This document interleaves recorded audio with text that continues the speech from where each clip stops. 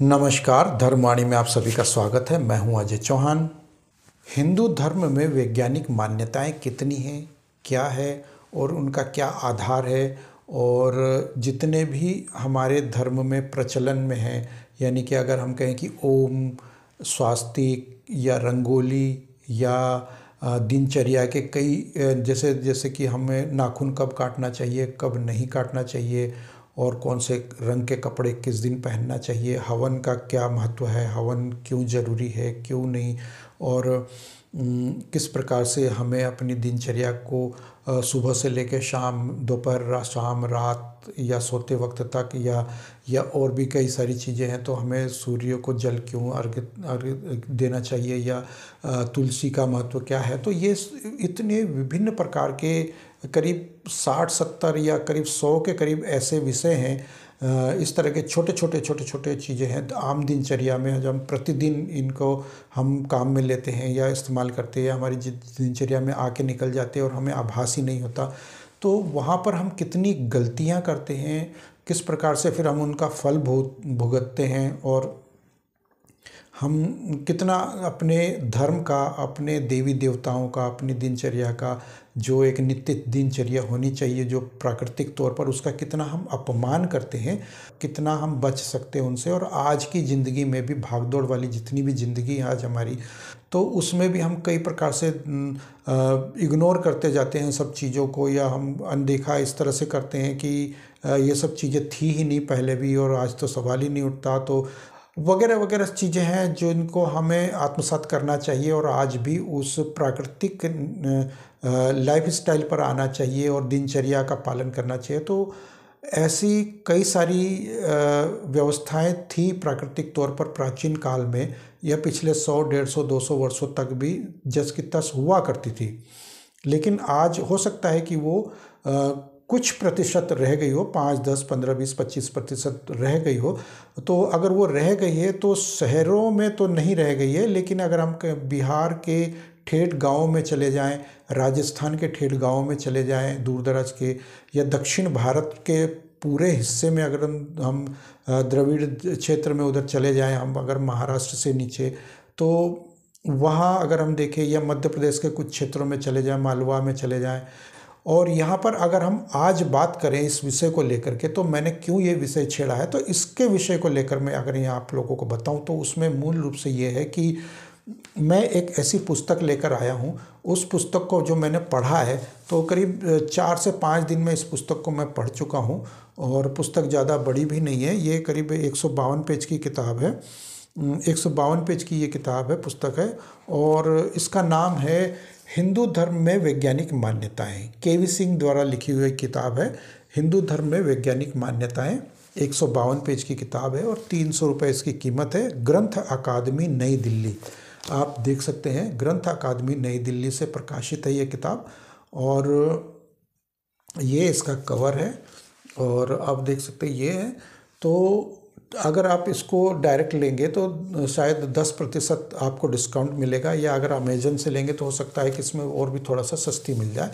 वैसे आप ये कपोत.in पर भी जा सकते हैं, वहाँ से भी ले सकते हैं, या फिर आप अमेज़न से भी ले सकते हैं। तो इस किताब को अगर आप पढ़ेंगे तो किस प्रकार से आपको ये उसमें बताया गया है कि क्या इसकी मान्यताएं हैं, और क्यों इसके क्या क्या आधार है उसके, और क्यों मानना चाहिए, क्यों नहीं मानना चाहिए, और प्राकृतिक दिनचर्या हमारी कैसी होनी चाहिए, और किस प्रकार से आप अपने सात्विक दिनचर्या को अपना सकते हैं। उसको नियम, अगर आप नियमों से चलेंगे तो आपको उस मानसिक संतुलन, मानसिक शांति, या इस प्रकार से और भी बहुत सी चीज़ें आपके सामने आएगी। तो उसमें अगर मैं देखूं, कुछ इसमें अगर विषय दिए गए हैं, तो विषय सूची के आधार पर अगर मैं देखूं तो इसमें जैसे यज्ञ विज्ञान क्या है, भारत का नहीं अब विश्व का है योग। तो योग को अब जैसे विश्व स्तर पर मनाया गया है, तो इसका वैज्ञानिक आधार क्या है, और गौ पूजन की वैज्ञानिक आधार क्या है। तो खगोल पर्व में है कुंभ, तो कुंभ को क्यों मनाया जाता है, उसका खगोल पर्व क्या है, खगोल के आधार पर अगर हम देखें तो किस प्रकार से उसको मनाना चाहिए। या और भी अगर हम विषय इसमें ले तो जैसे रंगोली है, तो जब मैंने पढ़ा इसमें कि रंगोली का वैज्ञानिक आधार क्या है, वैज्ञानिक महत्व क्या है, या सिर्फ एक सुंदर दिखने के लिए उसमें रंग बिरंगे रंगीन देखने के लिए या अच्छा देखने के लिए ही उसको बनाया जाता है, या उसको कहीं पर भी बना दिया जा सकता है दीवारों पर, तो चित्रकारी होती है। लेकिन अगर फर्श पे अगर हम कहीं पर भी किसी भी कोने में बनाए तो क्या वो चलती है, या उसको एक विशेष स्थान पर बनाया जाना चाहिए, और कब, कैसे, क्यों, किस रंग से बनाना चाहिए वो भी बताया। तो जैसे कि मैं आपको बताऊं कि जब मैंने इसको पढ़ा तो मैं हैरान रह गया कि चावल के आटे से रंगोली बनाई जाती है, और वो भी घर के आंगन में। अगर आप देखें कि घर के आंगन में प्रतिदिन जब झाड़ू वगैरह लगती है, सफाई होती है, तो उससे झाड़ू से जो रेखाएं बन जाती है, झाड़ू लगाने के बाद जो उसमें निशान बन जाते हैं झाड़ू के, लाइन लाइन लाइन लाइन, मिट्टी कच्चे आंगनों में, तो उनको भरने के लिए उसमें एक नेगेटिविटी होती थी उन झाड़ू की लाइनों में, यानी नकारात्मक ऊर्जा वहाँ से निकलती थी। तो उसको भरने के लिए या उसको पाटने के लिए, उन नकारात्मक ऊर्जाओं को दबाने के लिए वो रंगोली बनाई जाती थी। और रंगोली बनाने के लिए भी चावल के आटे का इस्तेमाल किया जाता था, यानी कि चावल का आटा नकारात्मक ऊर्जा को, नकारात्मक शक्तियों को दबाता है, और इसीलिए हम उसको माथे पर भी तिलक करने के बाद अक्षत, जो यानी कि चावल के दाने जब लगाए जाते हैं पूजा पाठ में या सर पे या देवी देवताओं को भी, तो वो उसीलिए उसका भी वहाँ इस्तेमाल किया जाता है, और रंगोली बनाने के लिए उसका भी इस्तेमाल किया जाता है। तो मूल रूप से हम देखेंगे दक्षिण भारतीय फिल्मों में अगर आप देखेंगे या वहाँ पर कई चित्रों में ऐसे देखेंगे, तो वो खास तौर पर सफ़ेद रंग की ही बनी हुई रंगोली होती है। तो वो चावल के आटे से ही बनाई जाती है वो रंगोली। तो ये है उसका वैज्ञानिक आधार, और उसका और भी बहुत कुछ है। तो इसको अगर मैं मार्क किया हुआ है मैंने काफ़ी, तो खगोल विज्ञान में पर्व है। तो उसके अलावा जो है प्राचीन काल में जब हमारे देश में गांव में किसी कारणवश महामारी, प्लेग आदि फैल जाती थी, तब हमारे पूर्वज गाय के गोबर से घरों की दीवारों पर 4 अंगुल चौड़ी रेखा घर के चारों तरफ लिपवा देते थे, जिससे रोग के कीटाणु घर में प्रवेश नहीं कर पाते थे। इसको सिर्फ एक कोरी कल्पना या फिर कहावतों में या किस्से कहानियों में नहीं लेना चाहिए हमें। इसमें और भी कई सारी चीज़ें हैं, जैसे हिंदू रीति रिवाज, मान्यताएं, या जैसे कि शादी ब्याह का लेकर के, तो घरों में गाय के उपले या नीम के पत्तों को जलाना, या इस तरह से। तो शिव पिंडी की प्रदक्षिणा, या जो जैसे मेरा आरती उतारने के पीछे का विज्ञान क्या है, तो ऐसे और भी मेरे सामने बहुत से, जैसे पान की बेल को नागर बेल कहा जाता है। पान की बेल बहुत सात्विक होती है, तो सात्विक होती है नागर बेल, पान की बेल, तो इसीलिए उसको हम पान के पत्ते जैसे हम खाने के इस्तेमाल होते हैं, वही चीज़ों को तो खाया भी इसीलिए जाता है उसको, और पूजा पद्धति में भी उसका इस्तेमाल किया जाता है। तो क्योंकि वो सात्विक होती है और सात्विकता उसमें झलकती है, जैसे कि आम के पत्ते और केले के पत्ते, तो इस प्रकार से इनको इस्तेमाल किया जाता है। तो उसमें कौन सा प्रतिशत क्या है, कितना है, तो वो नकारात्मकता को कैसे दूर करता है, सकारात्मकता कैसे लाता है, या तोरण द्वार पे जो फूल क्यों सजाए जाते हैं, लगाए जाते हैं, तो ये कई सारी चीज़ें हैं। तुलसी के पत्तों के बारे में भी इसमें बताया गया है। तो रंगोली का मूल संस्कृत शब्द रंगवल्ली है। तो जो मैं बता रहा था रंगोली का, तो रंगोली का मूल संस्कृत शब्द है रंगवल्ली।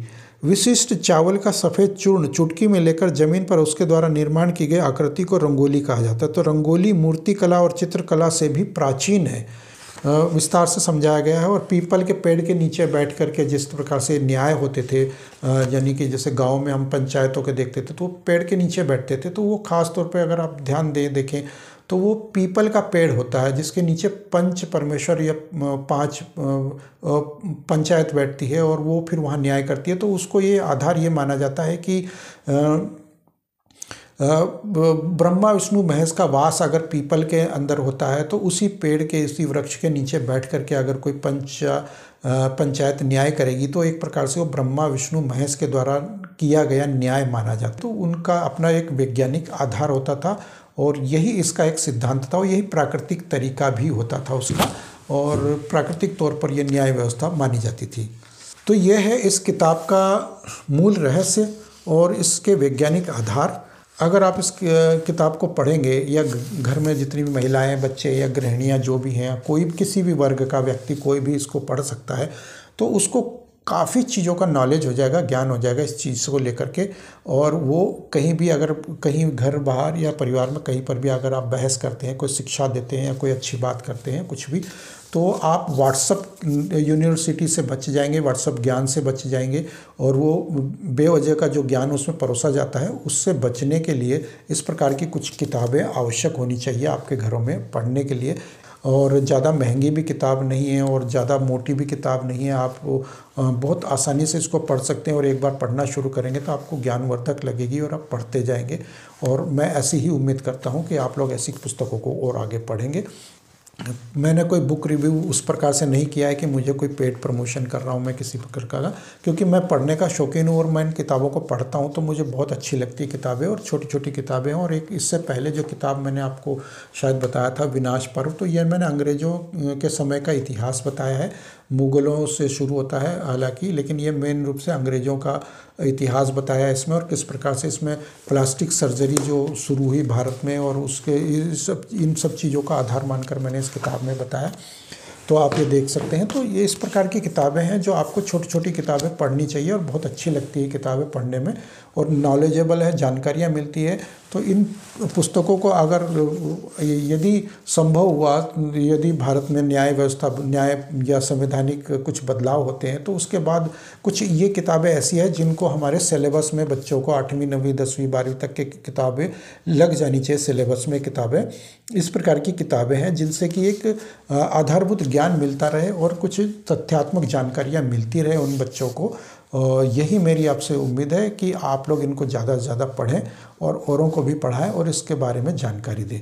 तो मिलते हैं अगले वीडियो में। अगर आप लोगों को मेरी ये जानकारियाँ पसंद आई हो तो कृपया कमेंट बॉक्स में अपने विचार हमें ज़रूर बताएं, और जाने से पहले वीडियो को लाइक और शेयर भी करते जाएं। और अगर आप मेरे इस चैनल पर पहली बार आएँ तो कृपया इस चैनल को सब्सक्राइब करके पास में बने बेल आइकन को भी दबा दें, ताकि इसी प्रकार की और जानकारियाँ आगे आने वाली अगर हैं तो वो आप लोगों को मिल सके। तो मिलते हैं अगले वीडियो में, तब तक के लिए जय श्री राम।